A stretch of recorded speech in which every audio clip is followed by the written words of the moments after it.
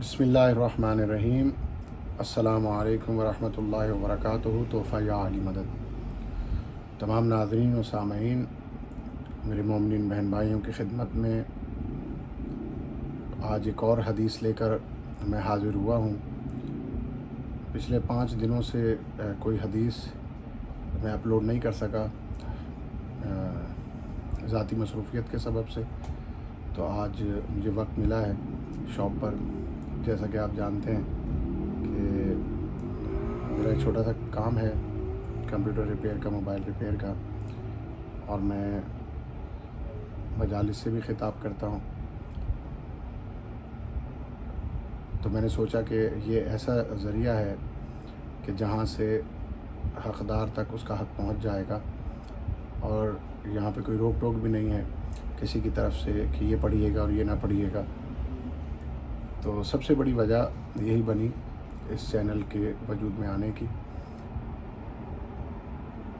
اور جیسا کہ میرے تمام مومنین بہن بھائی بھی جانتے ہیں جو کہ اس چینل سے ابھی منسلک ہوئے ہیں اور جو انشاءاللہ مستقبل میں ہوں گے، تو ان کے لیے بھی میری خاص دعا ہے کہ یہ احادیث ان کی نورانیت کو بڑھائیں، ان کے نفس میں، ان کے بدن میں اصلاح کا باعث بنیں۔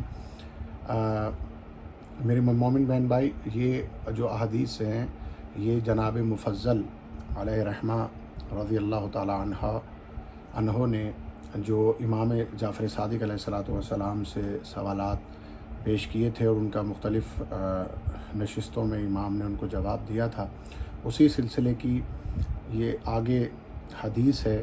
اور اس میں مفضل نے جو مولا سے پوچھا، اس میں فی معرفت المذبوح والمقتول ما یخالف صورت الانسانیہ، کہ یعنی کہ مذبوح اور مقتول کی معرفت میں جو کہ انسانی صورت کے خلاف ہے۔ سب سے پہلے تو آپ کو یہ سمجھا دوں میں، اس میں جو حدیث کے اندر جو الفاظ ہوں گے وہ اگر کسی کو سمجھ میں نہ آئے تو وہ سمجھ لیجئے کہ مذبوح جس کو ذبح کیا جاتا ہے، اور جو ہماری شریعت نے ذبح کرنے کا طریقہ بتایا ہے بالکل اسی کے مطابق، اور مقتول یعنی کسی جانور کو مار دیا جائے، قتل کر دیا جائے، وہ مقتول کہلائے گا۔ تو امام نے فرمایا مذبوح، مقتول، معقول یعنی جسے کھایا جائے، مشروب، مرکوب، اور جو بھی انسانی صورت کے خلاف ہیں، اس کی علت ہے، اس کی وجہ ہے۔ اللہ عز و جل بلند و بالا ہے کہ اس کے اسماء پاک ہیں، وہ اپنی مخلوق میں جو چاہتا ہے کرتا ہے، وہ اپنے افعال میں معمور ہے، وہ عالمین کا پروردگار ہے، وہ مومن پر مسلط نہیں کرتا۔ جو عارف و موحد ذبح یا قتل ہوتا ہے وہ کافر کے ظلم کا شکار ہوتا ہے۔ کافر ظالم ہوتا ہے، جب کافر مومن کو قتل کر دیتا ہے تو اللہ اس کافر سے اس کے ظلم و انکار کے سبب اس سے انتقام لیتا ہے، اور اس کی روح کو عذاب دیتا ہے، اور اسے انسانی صورت کے برخلاف گائے، بکری، اونٹ، چوپایا یا پرندے کی صورت میں خلق کرتا ہے۔ پس ہر ذی روح جو عذاب کا شکار ہوتی ہے وہ مسخ اور نسخ ہوتی ہے۔ مسخ وہ جانور جو حرام کیے ہیں شریعت نے، اور نسخ وہ جانور جو کھانا حلال ہیں مسلمانوں پر، مومنین پر۔ اور یہ اللہ کی طرف سے بدلہ ہے، جیسا کہ اس کا قول ہے کہ ہم ان کو قریب کا عذاب چکھائیں گے، وَلَا نَذِيقَنَّهُم مِّنَ الْعَذَابِ الْأَدْنَىٰ، اور ہم انہیں قریب کا عذاب چکھائیں گے، یعنی کافر اور ظلم کرنے والوں کی ارواح کو یہ ان کے کفر کی تکمیل ہے۔ اللہ ان کی ارواح کو ان کے بدنوں سے نکال کر ان کو مسخ شدہ بنا دیتا ہے، جیسا کہ تم ان کو حالت مسوخیت میں دیکھتے ہو اللہ کے اس قول کے سبب، اے انسان، تم کو کس نے تمہارے کریم رب سے بہکا دیا، جس نے تم کو خلق کیا، پھر تم کو پروان چڑھایا، پھر تم سے جس صورت میں چاہا عدل کیا، اور تم نے کفر و ظلم کیا، اور تم دین کو جھٹلاتے تھے۔ اور یہ آیت، یا ایھا الانسان ما غرک بربک الکریم الذی خلقک فسواک فعدلک فی ای صورۃ ما شاء ربک، کلا بل تکذبون بالدین، بس دین سے مراد امیر المومنین ہے، فالدین ہوا امیر المؤمنین علیہ الصلوۃ والسلام، یعنی اس صورت میں وہ جو مسخ ہو رہے ہیں کس کو جھٹلانے کے سبب سے؟ دین، یعنی امیر المؤمنین علیہ الصلوۃ والسلام کو جھٹلانے کے سبب سے وہ مسخ ہو رہے ہیں اور نسخ ہو رہے ہیں۔ حرام اور حلال دونوں جانوروں کے اندر ان کی روح کو جانوروں کے قالب میں ڈالا جا رہا ہے، یعنی ان کے روح کو لباس جانوروں کا عطا کیا جا رہا ہے۔ کس وجہ سے؟ کیونکہ وہ امیر المومنین علیہ الصلوۃ والسلام کی ولایت کے منکر ہیں۔ جس نے علی کو جھٹلایا وہی کافر و فاجر اور ظالم ہے، اور وہی مسخ شدہ اور اللہ کے بدترین عذاب کا شکار ہے۔ اور اللہ کا یہ قول، اور زمین میں جو جاندار بھی چلتا ہے یا پرندہ اپنے پروں کے ساتھ اڑتا ہے وہ بھی تم جیسی امتیں، عزیزان محترم، وہ بھی تم جیسی امتیں ہیں، جیسا کہ خداوند تعالیٰ نے ارشاد فرمایا وَمَا مِن دَابَّةٍ فِي الْأَرْضِ وَلَا طَائِرٌ يُطِيرُ بِجَنَاحِهِ إِلَّا أُمَمٌ أَمْثَالُكُمْ، کہ یعنی جو بھی پرندہ اڑتا ہے ہوا میں،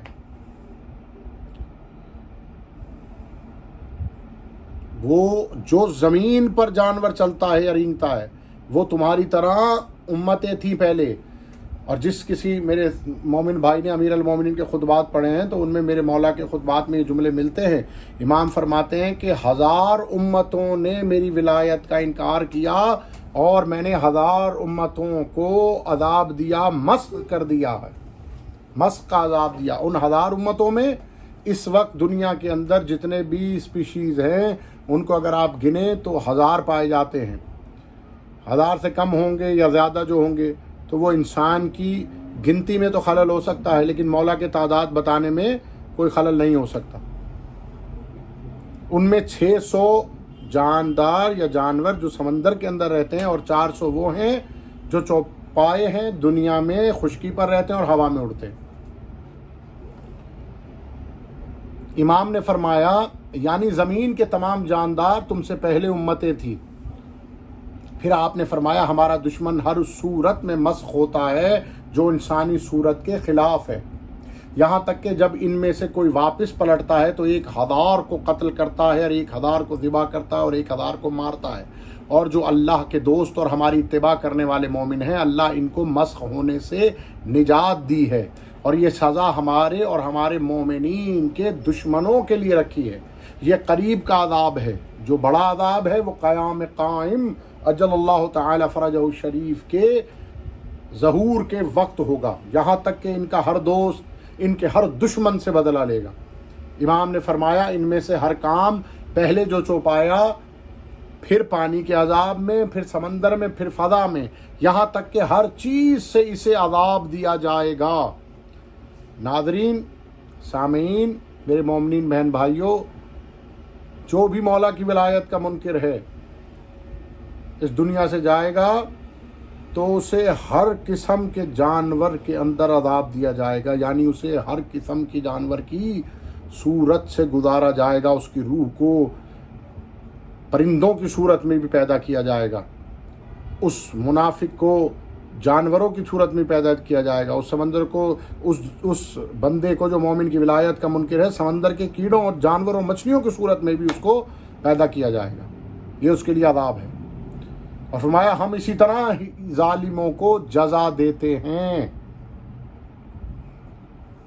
وَكَذَلِكَ نَجْزِي الظَّالِمِينَ، ہم ظالموں کو اسی طرح سے جزا دیتے ہیں۔ پس یہ کافروں کی ارواح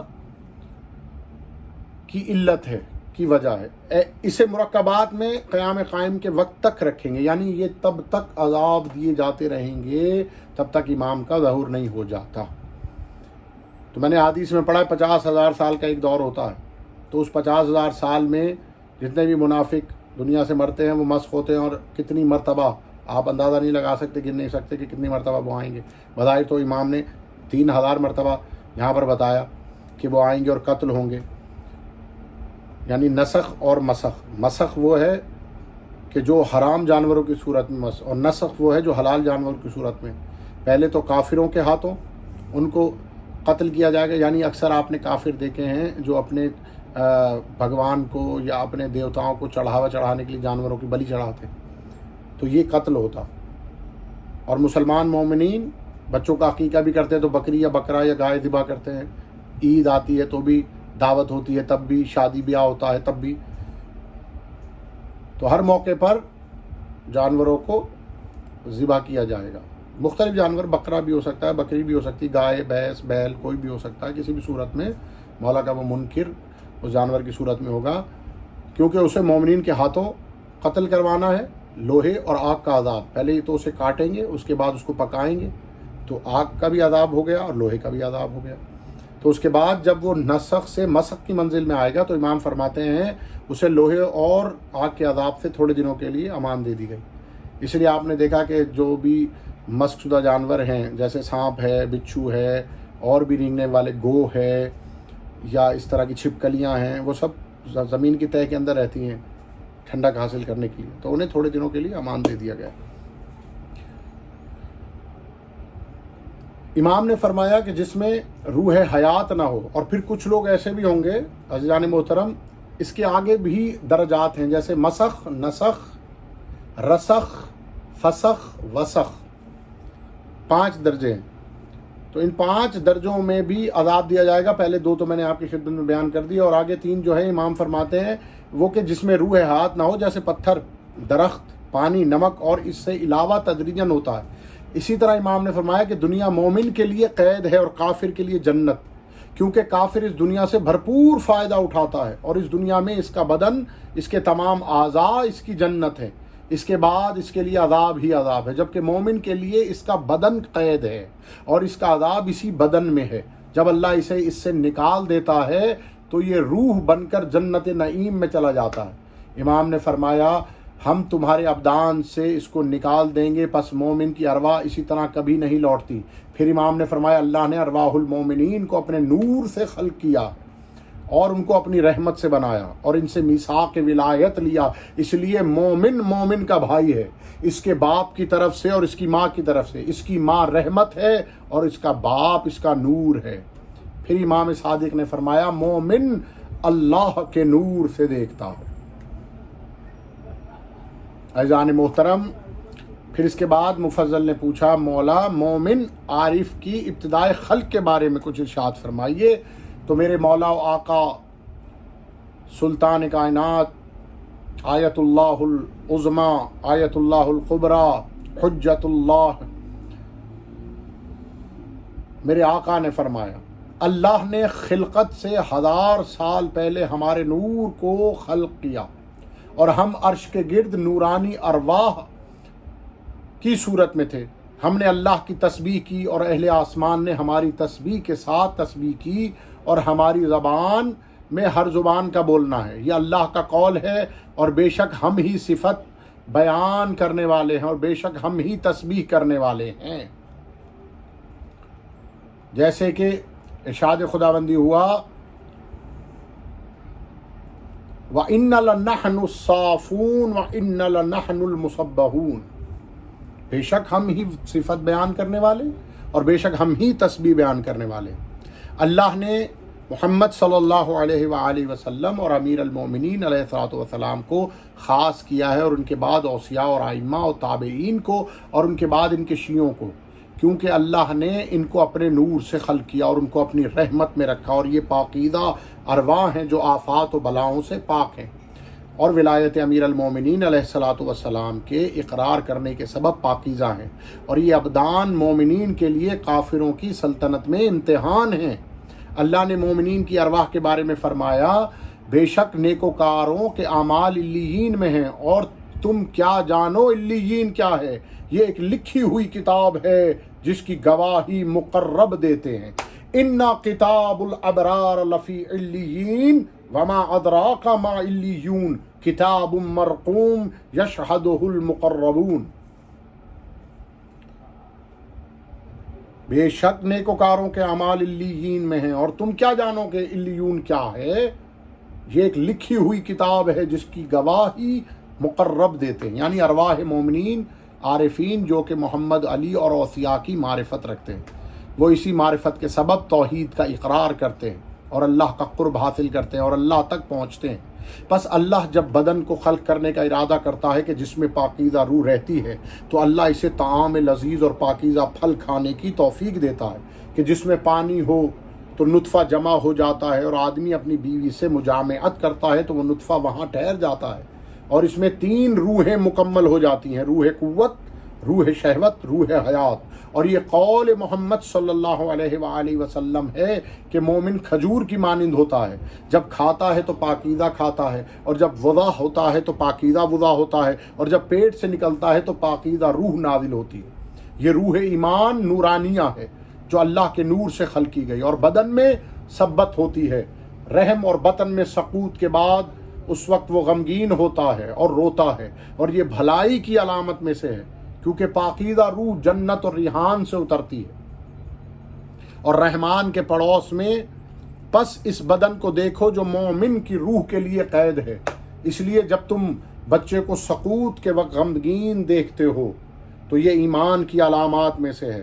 جب اس کی معرفت مکمل ہو جاتی ہے تو وہ اس بدن سے نکلتا ہے، بس اسے لوٹا دیا جاتا ہے یہاں تک کہ معرفت مکمل ہو جاتی ہے۔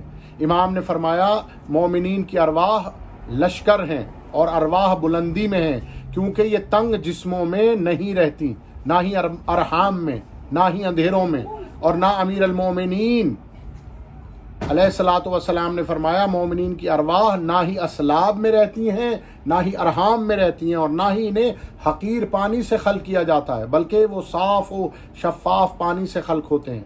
بس ارواح جسموں کی طرح ہیں جو کہ نورانی ہیں، اسے نہیں پا سکتا سوائے اس کے کہ جو رقت و نورانیت میں ہو۔ بس کثیف رقیق کو نہیں پا سکتا اور نہ ہی رقیق کثیف کو پا سکتا ہے۔ اسی طرح ہی مومنین کی ارواح ہیں، یہ اجسام کی طرح ہیں، یہ اپنی نسل بڑھاتی ہیں اور معرفت حاصل کرتی ہیں، اور ان کا ٹھکانہ جنت ہے۔ ارواح مومنین، ارواح المومنین عرش کی مکین ہیں، اور عرش کے سائے میں ہی ان کی پناہ گاہ ہے۔ الحمدللہ رب العالمین۔ ناظرین کرام، یہ آج کی ہماری 2 احادیث مکمل ہوئیں، اور مجھے امید ہے کہ آپ ان احادیث کو پڑھیں گے، بار بار سنیں گے، تو آپ کے لیے معرفت کے اور دروازے واہ ہوں گے۔ اب آپ سے ہم اجازت چاہتے ہیں، مولا آپ کو سلامت رکھے، آمین یا رب العالمین۔